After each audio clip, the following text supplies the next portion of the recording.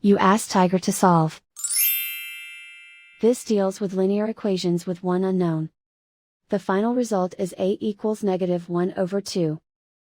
Let's solve it step by step. Simplify the expression. Expand the parentheses. Simplify the arithmetic.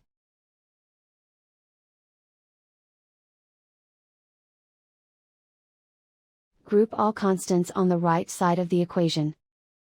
Add 2 to both sides. Simplify the arithmetic.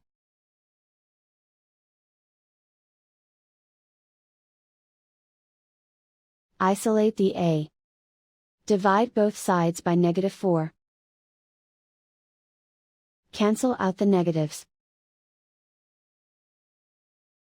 Simplify the fraction. Move the negative sign from the denominator to the numerator. Find the greatest common factor of the numerator and denominator. Factor out and cancel the greatest common factor.